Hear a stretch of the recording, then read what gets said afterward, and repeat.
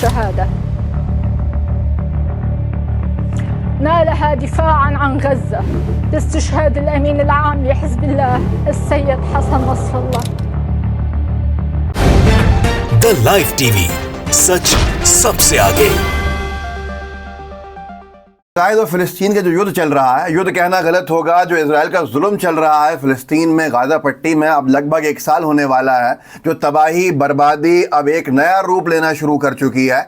ऐसा लगता है जैसे इसराइल ने एक मन बनाया हुआ है या उसका कोई प्लान है तीसरा विश्व युद्ध कराने का। ऐसा ही कुछ क्योंकि कल हुआ है। कल वो हुआ है जिसकी किसी ने अपेक्षा नहीं की थी।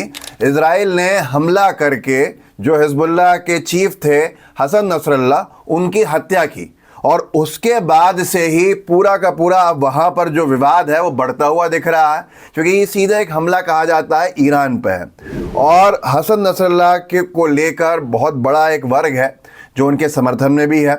और हसन नसरल्लाह का ये हाल वहाँ का रहा है कि हसन नसरल्लाह के मौत की सूचना देते देते टीवी के ऊपर वहाँ की एंकर रो पड़ी हैं। मैं आपको उसका वीडियो दिखाता हूँ। ईरान ने ऑफिशियल घोषणा की है और उसके बाद रुकी है कि कोई ईरान ने कल देर रात एक बड़ी बैठक बुलाई है और उस बैठक के बाद लोग कुछ कह रहे हैं कि इजराइल को लेकर जो निर्णय हुआ है और यमन क्या करने लगा है, ये भी सुनने लायक है। एक और बात याद रखिएगा कि भारत का क्या रुख है वो भी आप इस वीडियो में देख लीजिएगा। पहले ये वीडियो देखिए जो वो एंकर का है, जो इमोशनल होके रोते हुए उन्होंने अनाउंस किया कि हसन नसरल्लाह खत्म हो गए। देखिए इस वीडियो। शहादा نالها دفاعا عن غزة، نالها دفاعا عن فلسطين.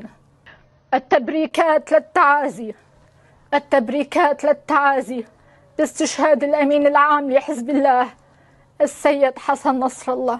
तो ये पूरा का पूरा विवाद बढ़ता चला गया है और अब ऐसा लगता है कि जैसे तीसरे विश्व युद्ध की तरफ हम बढ़ने लगे। मैं ये इसलिए कह रहा हूँ, पहले तो वो लोग जो इसके ऊपर कुछ आड़ी टेढ़ी बात लिखें, भारत का अभी तक कोई भी ऐसा स्टेटमेंट नहीं है जिससे ये हो कि हसन नसरल्लाह की मौत पे भारत सहमत है। आप होम मिनिस्ट्री के लिस्ट पे जाइएगा, जो बैंड ऑर्गेनाइजेशंस हैं हमारे देश को में जिनको चिन्हित किया है टेरर आउटफिट्स के नाम पे, उसमें अलकायदा भी है लेकिन हिजबुल्लाह नहीं है। मैं पहले दिन से कह रहा हूं, इसीलिए कोई ऑफिशियल स्टेटमेंट ऐसा नहीं आया है समर्थन में, जबकि रशिया का ऑफिशियल स्टेटमेंट आया निंदा करते हुए इजराइल के हमले की। पर यहाँ पर बहुत से अनभक्त हैं जो अनऑफिशियली साथ में हैं। तो एक और चीज़ है, वो मुफ्ती हों या आगा रूहुल्लाह साहब हों जो श्रीनगर से सांसद हैं, इसके सीधा साफ तौर के ऊपर उन्होंने अपनी रैलीज़ कैंसिल की हैं इन लोगों ने और ये कहा है कि नहीं, हम आगे अभी नहीं कर सकते क्योंकि ये एक बहुत बड़ा चिंता का विषय है और ये गलत हुआ है जो हुआ। अब मैं आपको एक और चीज़ दिखा देता हूँ इसमें कि रूस का, ये देखिए वॉइस ऑफ ह्यूमन्स ने लिखा, रूसी विदेश मंत्रालय, रूस इजराइल द्वारा हिजबुल्लाह नेता सईद हसन नसरल्लाह की हत्या की कड़ी निंदा करता है। अब ये दुनिया दो हिस्सों में बंटती हुई दिख रही है, लेकिन बड़ा सवाल ये है, एक तरफ अमेरिका खड़ा है इजराइल के समर्थन में, एक तरफ विरोध में, और हसन नसरल्लाह की जो मौत हुई है, शहादत हुई है, उसके ऊपर निंदा कर रहा है रूस। तो ये साफ तौर के ऊपर दो बड़ी ताकतें और दो बड़े धड़े अब वो साफ दिख रहे हैं।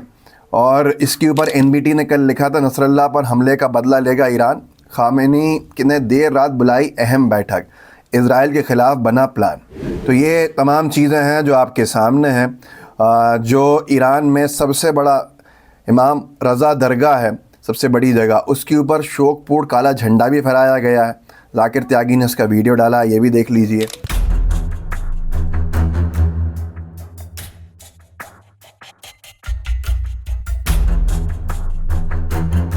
अब यहाँ पर ये तमाम चीज़ें हो रही हैं, इसके ऊपर अनभक्त अपना अलग स्टैंड बनाए हुए हैं, जबकि भारत का ऑफिशियल स्टैंड उनको भी नहीं पता है। गुजरात में इस तरह के दुनिया में जो हो रहा है वो अपनी जगह पे है, लेकिन भारतीय जनता पार्टी का आप हाल देखिए कि ये अपनी विचारधारा को आगे बढ़ाने के लिए नफरतबाजी फैलाने से बाज नहीं आ रहा है। गुजरात में सुप्रीम कोर्ट के आदेश का मजाक बनाते हुए, खिल्ली उड़ाते हुए, अवमानना करते हुए एक 500 साल पुरानी हाजी मंगरोली शाह बाबा और गरीब शाह बाबा की दरगाह और जाफ़र मुजफ्फर कब्रिस्तान ईदगाह को तोड़ने के लिए कलेक्टर ने नोटिस जारी किया और देर रात 1 दर्जन बुलडोज़र तोड़ने के लिए पहुंच भी गए। कुछ वीडियोस देखिए आप उसका, ये क्या चाह रही है भारतीय जनता पार्टी, मेरी समझ से बाहर है। इस वीडियो को देखिए।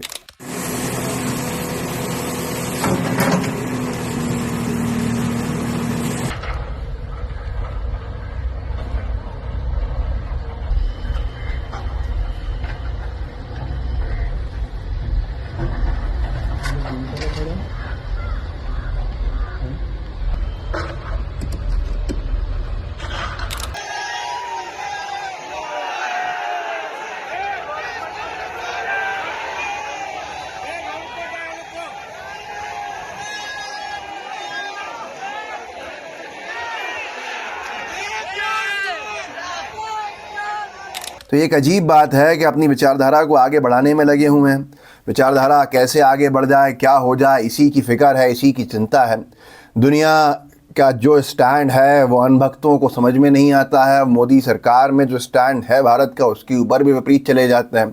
नरेंद्र मोदी जी का एक ट्वीट नहीं है किसी भी तरह का, लेकिन फिर भी अनभक्त इसको जश्न मना रहे हैं। गोदी मीडिया के एंकर्स आज भारत के मुद्दों को प्राथमिकता देने के बजाय गुजरात में क्या हुआ है, वेरावल में क्या हुआ है, उसकी जगह पे हसन नसरल्ला को लेकर चर्चा कर रहे हैं। ये आज बड़ा विषय है कि क्या हम अंतर्राष्ट्रीय न्यूज़ एजेंसीज बन चुके हैं, या हमारा जिससे मकसद पूरा होता है, हमारा क्या आकाओं का मकसद जिससे पूरा होता है उसके ऊपर ही पत्रकारिता चलाएंगे। ये बड़ा विषय है जिस पे चिंता करना चाहिए, चिंतन मंथन होना चाहिए कि ये गोदी मीडिया हमें कहाँ लेके जा रहा है और किस चर्चा में हमें उलझा के रखता है, जिससे कहाँ किसका फ़ायदा होता है। ये एक बड़ा शोध का विषय होना चाहिए। इस वीडियो को आगे बढ़ाइएगा, लोगों को जागरूक कीजिएगा, लोगों को बताइएगा कि भारत का ऑफिशियल स्टैंड क्या है। भारत में कितने आतंकी घोषित संगठन हैं जिनको हमने चिन्हित किया है, जिनको हम रिकग्नाइज़ करते हैं as terror outfit. Ministry of home affairs की ये लिस्ट सार्वजनिक मंच पे, सार्वजनिक पटल में मौजूद है। आप जाके सर्च कर लीजिए, आपको समझ में आ जाएगा। बब्बर खालसा है, लश्कर मुजाहिदीन है, उसमें सब है, अलकायदा भी है, लेकिन हिजबुल्लाह नहीं है। अब ये तमाम चीज़ें हैं, इनको अनभक्तों को समझाएं तो समझाएं कैसे। तो यही मैं कहूँगा कि भाई आप इस वीडियो को आगे बढ़ाइएगा। आपके पास व्हाट्सएप ग्रुप्स होंगे, उनमें शेयर ज़रूर कीजिएगा ताकि आप लोगों को कुछ हद तक जागरूक कर सकें। जागरूक करना बड़ा मुश्किल है, वैसे तो इतना ब्रेन वॉशिंग हो चुकी है और रात दिन गोदी मीडिया यही इसी काम में लगा रहता है। तो क्या उम्मीद करें, क्या अपेक्षा करें। तो इस वीडियो को आगे बढ़ाइए, लोगों को जागरूक कीजिए और लोगों को बताइए कि धरातल पे हो क्या रहा है, ताकि लोग जागरूक होंगे तो कम से कम गोदी मीडिया के एजेंडा से बचेंगे। जय हिंद, जय भारत। द लाइव टीवी, सच सबसे आगे।